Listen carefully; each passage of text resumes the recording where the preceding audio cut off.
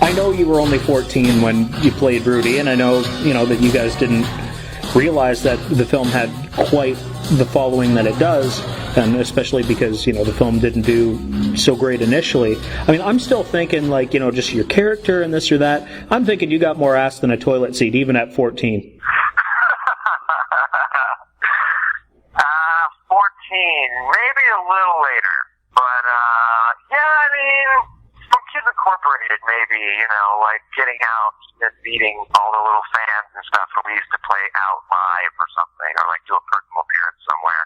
It was a little overwhelming. I'm like, when I was in school, I was just kind of sitting in the back and no one gave a fuck.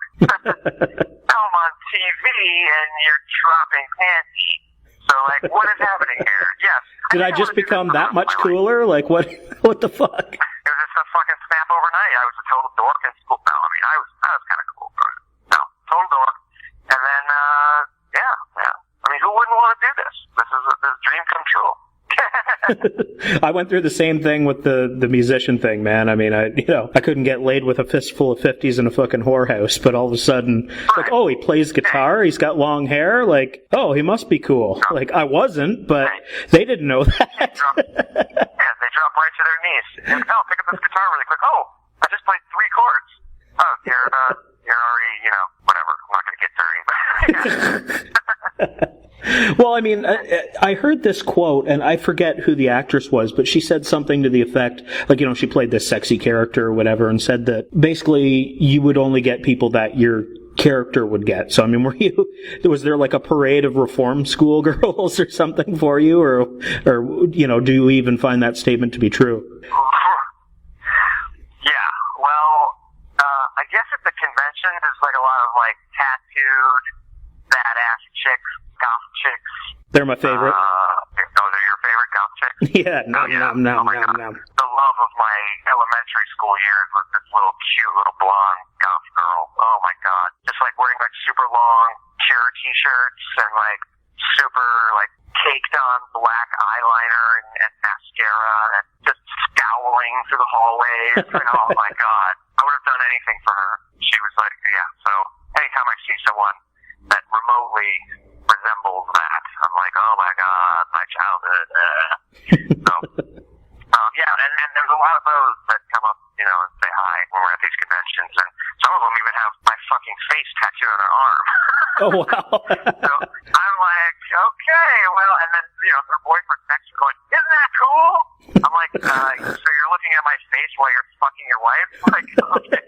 Yeah, awkward. I'm totally into that, that's fine. Or vice versa, some guy has a Rudy tattoo on his arm, and then this girl riding him and staring at my face. I can deal with that. I've had people tell that's me all that. right. I mean, I'm not even making this shit up. I've had people tell me that shit. So, yeah, there's fucking sickos out there, but go for it, man. Power to you. Well, it's got to be weird because, your character in this thing, it's become a symbol, right, for just badass. Yeah, which is funny because if you dig deep, and if you don't mind getting a little heavy right now. Always up for getting heavy. If you think of all these characters that you would consider badass or cool or whatever, the personification of James Dean and Rebel Without a Cause, I mean, these guys, and even Rudy, to that extent, obviously he's modeled after those kind of guys, Fonzie or whatever. Well, there's a few lines, that where Ashley's character, Phoebe, says, I heard he killed his dad. You know what I mean? He's in junior high. He's so mysterious in a way. But the truth of the matter is none of that shit is true. This guy is not cool.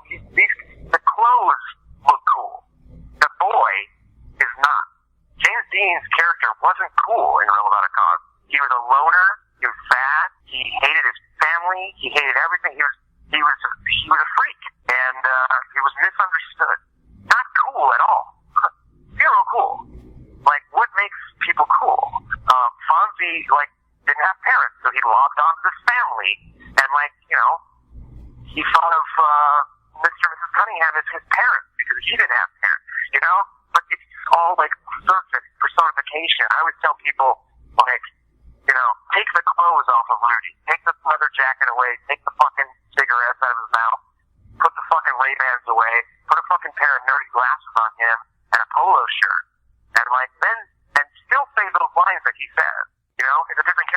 Absolutely. So you can just hope that, some of that gets across when you do these kind of roles, that, you always make sure that there's an underlining factor and not just some cliche bullshit character. And you look at Norman Reedus on Walking Dead, there's some deep shit going on there. Mm-hmm. He may look like a badass or act like a badass, but man, that guy's sad. He's sad. And he's a sweetheart underneath all that bullshit. And he cares. But when you first got that band of brothers together, he was like the outsider and like, fuck off, man, whatever. But, you slowly let him into the squad, and what happens? Look at the end of Monster Squad. Rudy's like all happy and smiling and hugging everyone, Well, he found a place to belong. No, exactly. That's all those guys ever want. All those characters ever want, just belong to a squad or a gang or a group or whatever. That's all they want. They just want friends. Now, was there any talk, from Fred Decker or, even just an internal chat with yourself about, weaving some subtext into the character? I was a little young to understand, method acting and things like that. Although I was enrolled in a lot of classes in Los Angeles, I took some Stella Adler. I was with a few other, private coaches and stuff. But, it was still, I wasn't there yet. It took me another maybe 5 or 6 years to understand what all of that represented and what it meant, and I was just kind of going through the exercises at the time. But when I got the Monster Squad, and for the first thing I did was go to wardrobe, and they were trying leather jackets on me. Before we even started rehearsing or doing anything or shooting, I was, they were fitting me for the wardrobe. So I was, they had all these leather jackets lined up, and they said, how about this? Try this one on, let's see if this one looks right. And they were taking Polaroids of me, and the woman, I can't remember her name, lovely woman, she gave me this one leather jacket. I put it on, and she goes, oh, this is the one. This looks perfect on you. And I said, yeah, it doesn't feel right. This doesn't feel like something I would wear. And she looked me straight in the eye, and she goes, you're not playing you. And I was like, oh my God, I have to use the jacket. I have to use that it's not me in the jacket. That was the very first, epiphany that I got, where I really understood what acting meant. Hey, it's Andre Gower. I'm Ryan Lambert. And we're looking forward to see all of our Monster Squad fans at Louisville SuperCon. I had to pretend like I was actually somewhere. Isn't it So Louisville? when people No. come up to me like, oh It's yeah, totally Rudy, not. you're so cool. I'm like, no, I'm Ryan Lambert. Louisville. See you there. See you there. It's cool. That's a lot of surface stuff, like I said, and there's a lot of underneath stuff going on if you want to create your own backstory. But that's not me. Rudy is not me. I mean, I put my soul into it, and I gave it all I got. But for the most part, Ryan Lambert off of that set was a totally different person. I was over at Andre's house all the time and shooting bow and arrows in his backyard and having a good time. But not beating out bullies on the schoolyard, saving them from fat kids and things like that.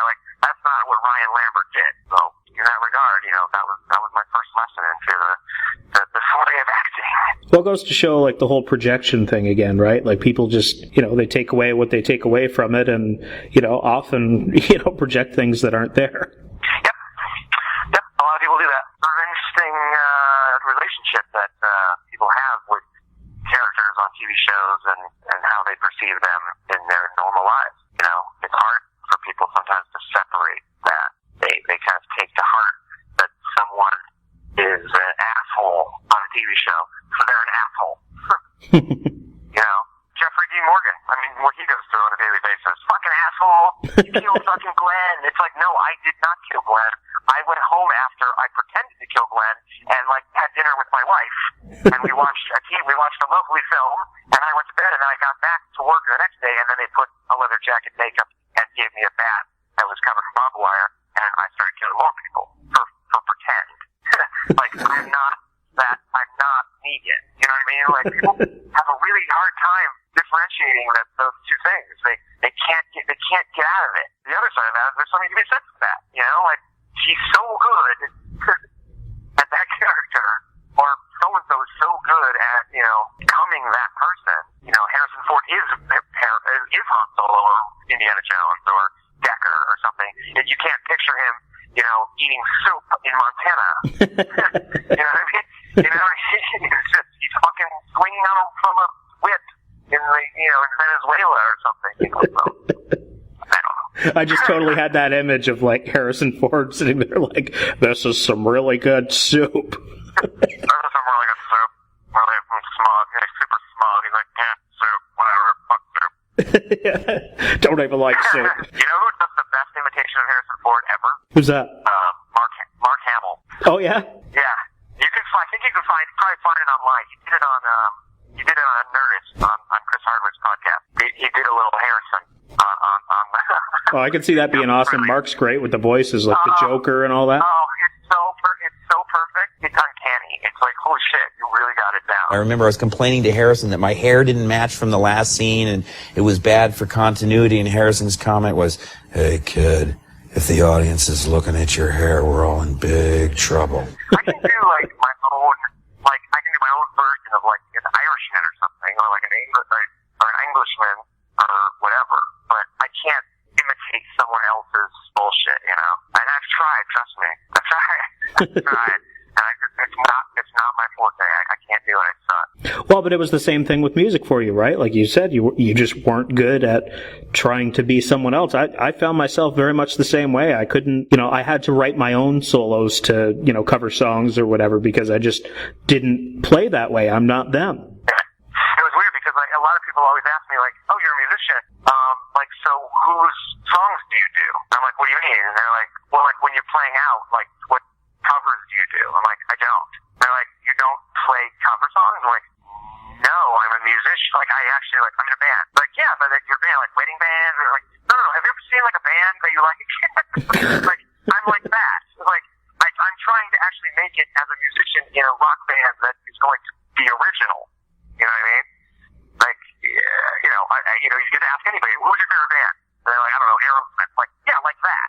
You know what I mean? Like, they didn't do cover songs of other people's shit. They were Aerosmith. Like, that's a terrible example. Like, fucking Aerosmith. But then I have to say, well, I have done cover songs. You know what I mean? Well, they're like, sure. "Oh, well, see, you do cover songs." Like, yeah, but it's me doing. It's like my band, then we do all of our songs, and at the end, maybe we do "Don't Change" by In Excess. Or something, you know what I mean? Right. Or we do, like, I think we did a few Nick Cave covers at one point. So, yeah, because that's for fun. That's for shits and giggles. Hey, let's learn this B-side from U2 from 1984 or whatever, like, that no one's ever heard before, and put it on our own 7-inch B-side, which we did, Set up this 7-inch with my band Elephone. I find it somewhere. It's called Bunny Ears 7-inch. And one side is an original, one of our originals, and then the flip side is Seconds by U2. Like, that's fucking badass. That's what bands do, Yeah, just covering wasn't like the main thing that you did. Like, yeah, some people just don't understand. It's like, no, we write our own songs. And I mean, especially nowadays where you got like, sometimes there's 15 fucking songwriters on a song. It's like, what, you wrote that by yourself? Like, yeah. Like, I mean, that's why I picked up a guitar, was to write, not, I didn't have any visions of being a guitar player. I picked it up so that I could write songs and then, found that I was half decent at it. So I kept with it, but it's like, I picked it up to write songs. I didn't pick up a guitar to learn how to play the solo from Sweet Child of Mine or something. I mean, as much as I might love the record, it's like, that was Slash's thing, man. Like, as much as I was influenced by that and all that, it's just not me. Yeah, people always ask, like, I'll be playing guitar and they're like, "Hey, let's just use Sweet Child of Mine. Do the lick from Sweet Child of Mine." I'm like, I have no idea how it goes. Like, well, you know how to play guitar, so just like figure it out. I'm like, "Can you give me like an hour?" I'm like, I can't read tablature. I'm not that kind of musician. I'm like Bruce Springsteen. Like, I don't know how to write notes down on paper, I don't do that. I'm not Beethoven, you know what I mean? It's like, I don't think Keith Richards sits down and like writes out like sheet music when he's writing a song, Like, no, I just know how to fucking play the guitar and I know how to sing. The end. And I'll make it up and someone else can write that shit down if they want to. But here's the chord. I know, I can read chords. If you said A minor to D7, I'm there. I know exactly where it is. But if you showed me that on a scale or something, I'd be like, I don't know what that says. Yeah, all great to me. Just say D, write the letter D, and then put a 7 above the D. That's a D7. I'm like, great. No, I know what we're going. How many measures does that go for? Mostly, I don't need to do that because I'm the one fucking writing the music. Yeah, exactly. But I don't need to read my own shit. I know how the song goes. But whatever. I'm going off on a tangent about that shit. But yeah, I'm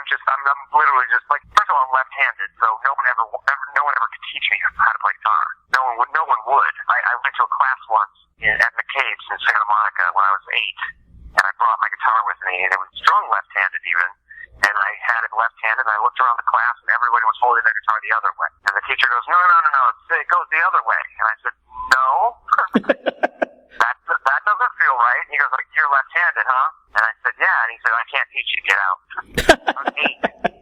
And I sat on the stoop with my guitar in my case next to me and waited for my dad to pick me up, which was an hour after the class.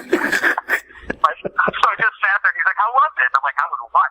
They didn't do shit. Like, they wouldn't teach me, so I... Yeah, it was great, Dad. Yeah, thanks, Dad. Thanks for humiliating me in front of... you couldn't have told me that this was the wrong way to hold a fucking guitar? By the way, you still gotta pay this prick. Oh, of course.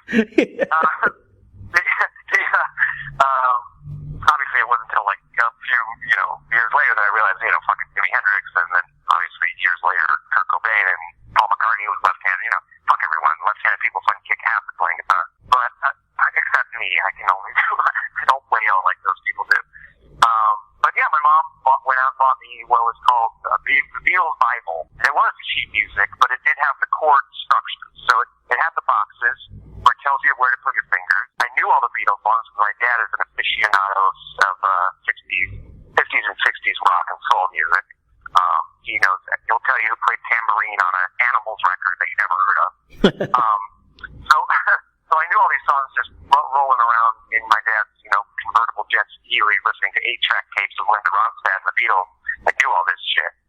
So I opened up the book. It was in alphabetical order. I think the first song was Across the Universe. I looked at that. I knew the song. I looked at the box and said, oh, you put your finger there.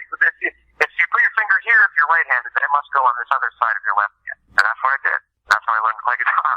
Fucking Beatles Bible. If you're left-handed and you want to play guitar and no one will fucking teach you, go buy the Beatles Bible. You'll figure out how to play guitar. John and Paul teach you, man. They know everything. Yeah, they were no slouches. They did okay. Yeah, they did all right.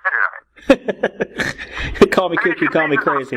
That Paul McCartney might have a future. He might have a future. I mean, when they put your face on a pillow, you're good. You made it. Oh, they don't have Ryan Lambert pillows out there? Some girls got to have one. If they do, it's black market.